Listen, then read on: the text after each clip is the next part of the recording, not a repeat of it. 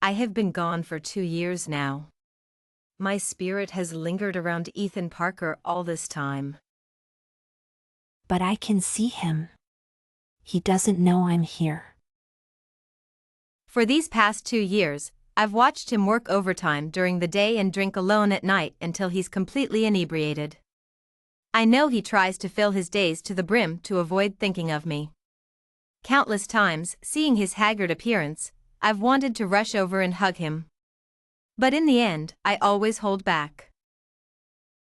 I carry a certain aura, and being too close to him, he would inexplicably follow the next day. I can only watch him from a safe distance. 1.5 meters is just right. The June breeze is particularly warm. Ethan Parker, focused on working overtime at the company, was interrupted by a call from his mother. Ethan chose to ignore it. It's just another push for me to find a girlfriend. The first year after I passed, Aunt Mary could tolerate him immersing himself in his sorrow. But as time went on, no mother could allow her son to waste his life on someone who is no longer here. The screensaver was still a photo of us together, with 17 missed calls flashing on it. Ethan, frustrated, turned the screen face down on the table. Why, Mom? Why can't you understand? He took out his wallet, the one I had given him. The leather was a bit worn. Inside the wallet was a photo of me. He reached out to touch my face in the photo. Tears fell onto the picture, his long, dark eyelashes framing his moist eyes, the love in them undiminished. Those were my favorite eyes. When I was alive, just looking into Ethan's eyes, I could tell he loved me. As before, Ethan, drunk and stumbling, walked home from the neighborhood gate. To be honest, the Ethan I see now is completely different from the one I knew before I passed. When we were together, I didn't have to worry about anything. It's okay, I've got this. That's what Ethan often said. He used his strong arms to hold up my sky. He gave me the chance to be carefree. But after I passed, Ethan became incredibly fragile. Emily, why haven't you visited me in my dreams lately? I paced anxiously at a safe distance. When I first passed, I often visited Ethan in his dreams. But it took a lot of energy. Now, I don't have enough energy to sustain a complete dream. No, it can't be. Emily must be busy lately. She'll visit me in my dreams soon. I need to get some sleep. He staggered to his feet, the alcohol making it hard for him to find the bedroom. He circled the sofa once, then lay down right there. The next morning, Ethan was woken by a call from his father. Your mother is threatening to do something drastic. Then the call ended abruptly. The same old routine. Aunt Mary, in her efforts to get Ethan to move on and find someone new, would pull this stunt every now and then. Ethan knew it all too well. Why does she keep doing this? But he couldn't just ignore his parents. Ethan reluctantly went back home. Mom, can you please stop this? Aunt Mary looked at him with a mixture of shock and disappointment in her eyes.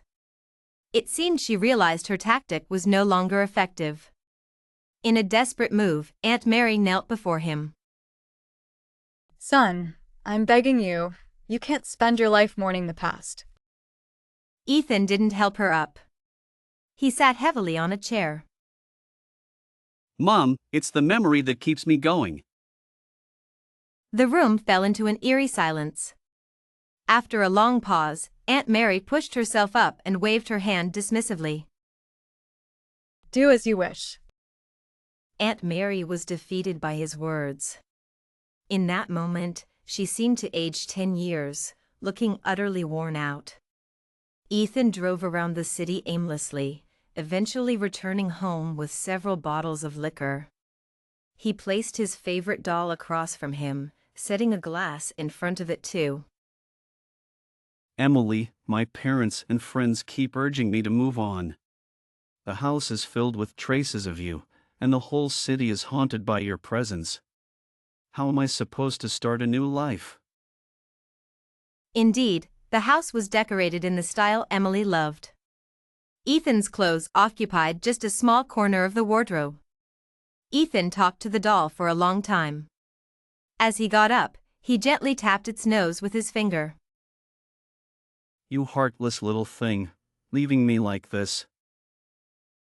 Then he stared at the doll. Suddenly, he collapsed to the floor, crying, his lips trembling as he repeatedly whispered her name. Emily, Emily. The longing was like a poison, corroding Ethan's very being. Red beans grow in the south, a token of love, do you know? I knew, and so did Ethan. That night, after watching Ethan fall asleep, I returned to the underworld. The aura around me was weakening. I couldn't stay in the living world much longer. I needed to rest here for a while. A woman with a face marred by scars sat beside me. It's time for you to move on. I don't want to. The woman glanced at me, then looked down at herself. Then you'll end up like me, a wandering soul stuck in the underworld. Why did you end up this way? Foolishness. Her already fierce face turned even more sinister. We're alike, yet different. We talked for a while. Her name was Sophia Bennett. Like me, she silently watched over her loved one from the underworld. But her loved one had remarried and had children. When he died, Sophia saw him in the underworld but didn't approach him. Why? Isn't this what you've been waiting for all these years? I was afraid. If he didn't want to stay, it would break my heart. By then, she could no longer reincarnate. She'd rather be a wandering soul just to catch a glimpse of her loved one. Sophia waited for decades, but in the end, she didn't even have the courage to speak to him. I didn't know what to do. I could only take it one day at a time. Returning to the living world. Ethan Parker was teaching a new intern at the company. The moment I saw her, I understood why Ethan, who had been distant from women since my passing, would take the initiative to teach her, and with such enthusiasm. She bore a resemblance to me. You are doing great. Just remember to double-check the figures next time. Thank you, Mr. Parker. I appreciate your help. Ethan was almost always accommodating to her requests. I watched as Ethan seemed to be stepping into a new chapter of his life. I didn't know whether to cry or to wish him well. After all, I was no longer among the living. But if he truly started a new life, where would that leave me? These days, whenever they were together, I kept my distance. I dreaded hearing those words that once belonged solely to me. After work, Ethan came to my grave, bringing my favorite lychees. Emily, there's a new intern at the company. She looks a lot like you and even has a similar personality. She makes me feel like you're alive again. As he spoke, his eyes reddened. Is it you, Emily? No, it's not you. She wears a perfume you wouldn't like. He then sat by my grave, staying there for hours. Over the weekend, the girl texted him, asking him out. Ethan agreed without hesitation. I planned everything for our outing. I hope you like it. Sure, sounds great. But the restaurant they chose was one Ethan and I used to frequent. His face visibly changed, and his fingers turned white from gripping them so tightly. Sorry. Ethan stood up and left. I thought their story would end there, but they ended up together. It was the first night in 2 years that Ethan didn't turn to alcohol. I just need you to understand my past. The moment he hung up, I left. It wasn't out of jealousy or envy, I just couldn't bear to listen or watch. I returned to the underworld. Sophia Bennett nudged my arm.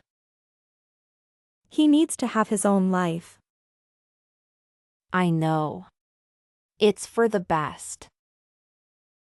You should start a new life too. I didn't respond. I didn't want to. Reincarnation meant I would never meet Ethan Parker again. Even though he had started a new life, at least I could still know if he was warm or cold. Sophia patted my hand, trying to comfort me. It's okay. I stayed for a few days before returning.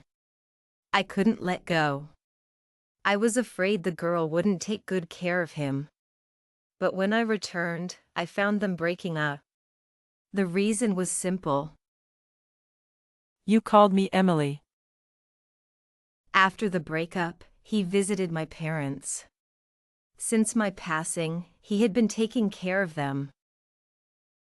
Emily has been gone for 2 years. You should find someone. Let's wait a bit longer, Aunt Mary. And my mother sighed helplessly. Back home, everything was the same. Emily, I feel much lighter now. Being with her while feeling guilty towards you. She was similar, but not you. This fool. Emily, there were so many times I wanted to join you, but I couldn't. Your parents and mine need someone to take care of them. Do you know, Emily?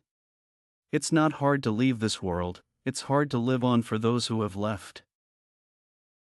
Ethan tightly gripped his beer glass, his tears mixing with the beer, just like us. I rushed to hug him, but I passed right through him. There was nothing I could do.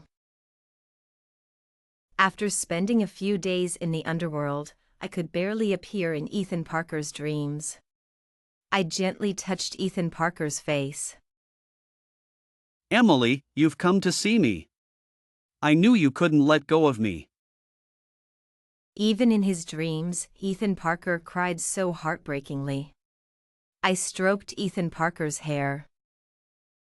Live well, okay? No, I won't. Covering his ears, he didn't want to hear me continue. Emily, I won't.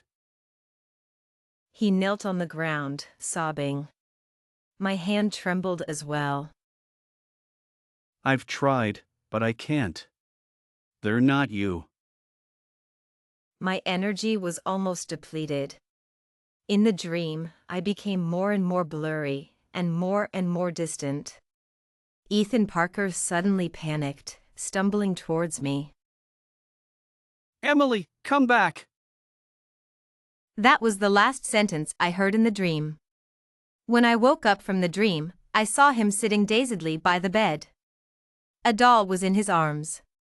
He rested his chin on the doll. His eyes were empty, staring ahead. Meeting Ethan Parker was enough for me. Ethan Parker's mother was hospitalized. Breast cancer. Late stage.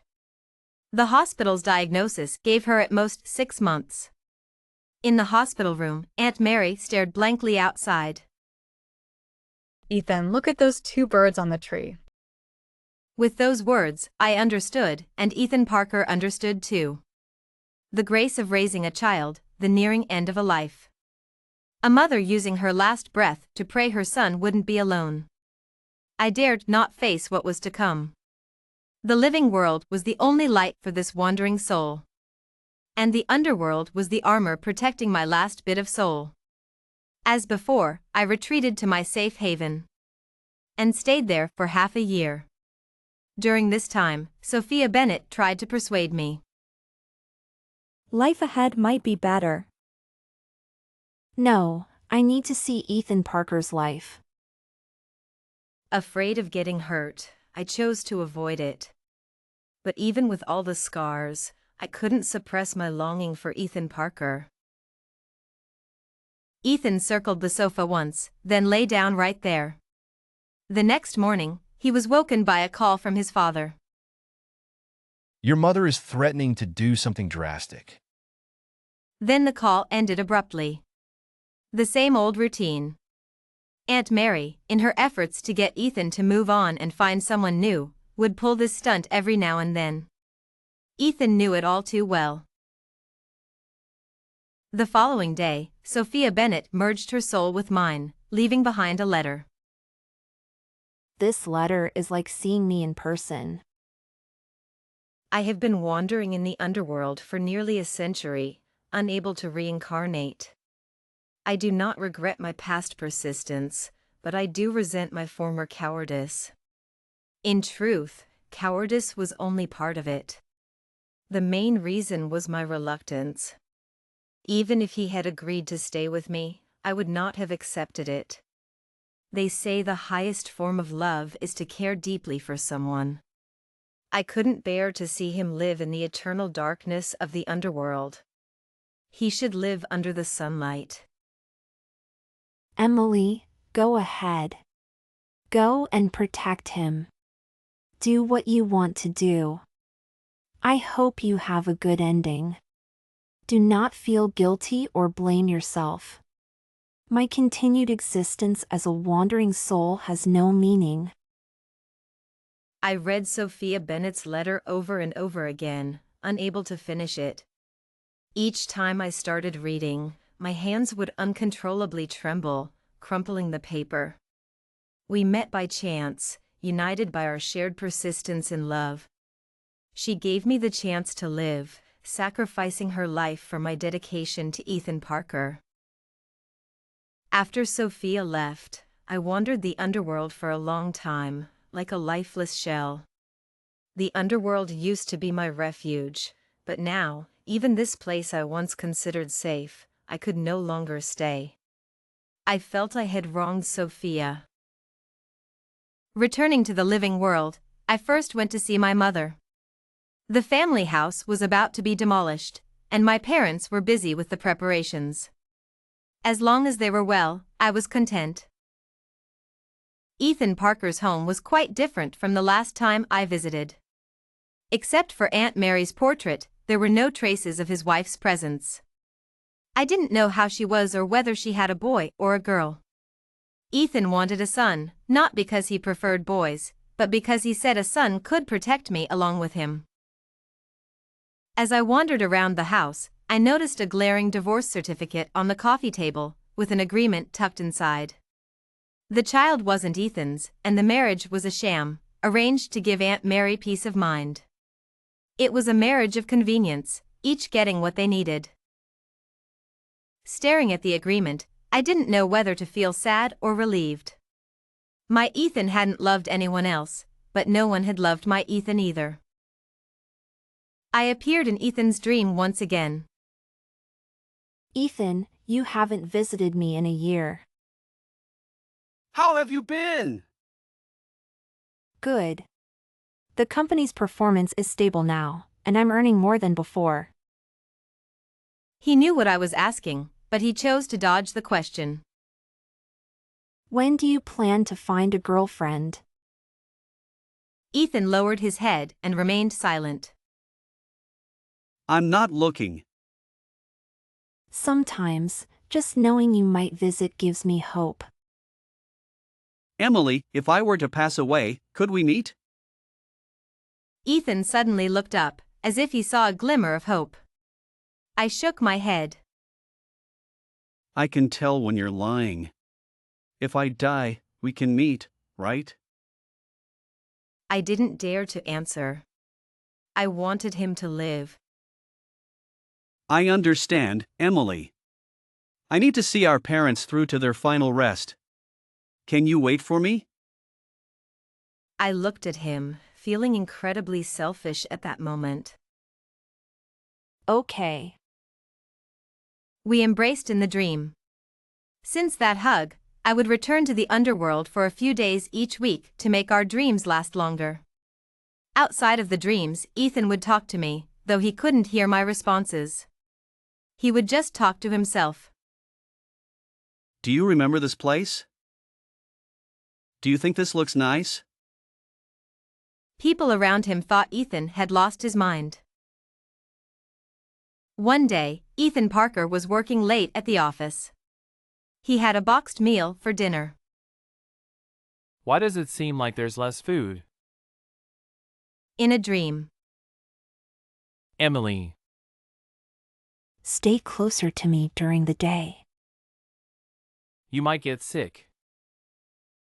I'm not afraid. I pretended to be angry and stared at him without speaking. All right, all right. Suddenly, I remembered the boxed meal. Why does that boxed meal have less food now? There's hardly any meat. Ethan Parker looked at me indulgently and said nothing. I suddenly realized that the boxed meal had always been that amount. It was just that Ethan Parker had given me his meat. The next day, Ethan Parker added a bed for me in the bedroom. Days passed like this, one after another. A few words in a dream each week, a hug, were enough to make two people separated by life and death feel incredibly content.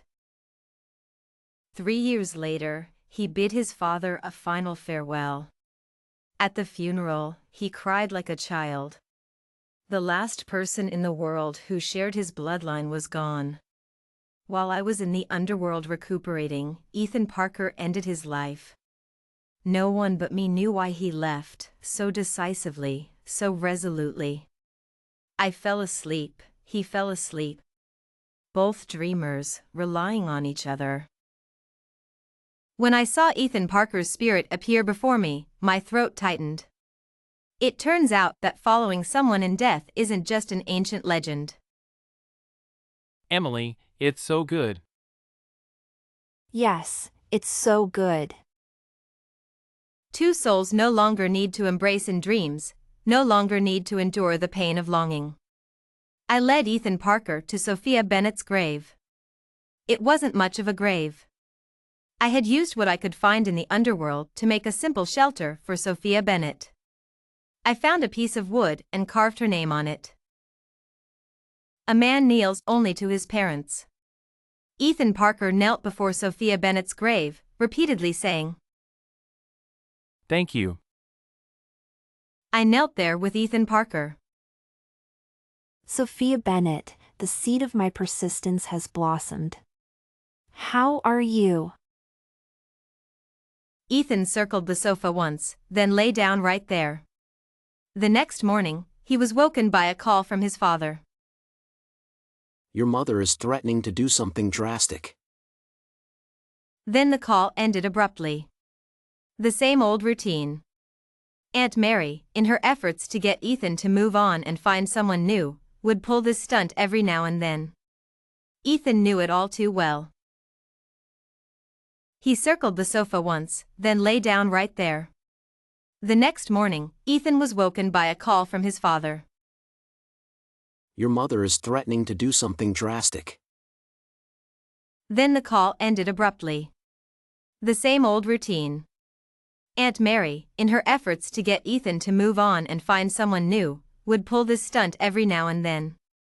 Ethan knew it all too well.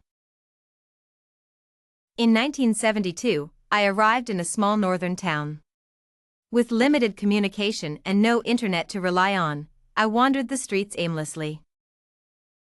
1 day. 2 days. I searched for half a month. I had walked through every corner of this small town. The northern winter was unbearably cold. Snow fell intermittently. My hands and feet were numb from the cold. I knocked on the door of a household. An elderly couple with warm hearts answered. Hello. May I come in to warm up? Come in quickly.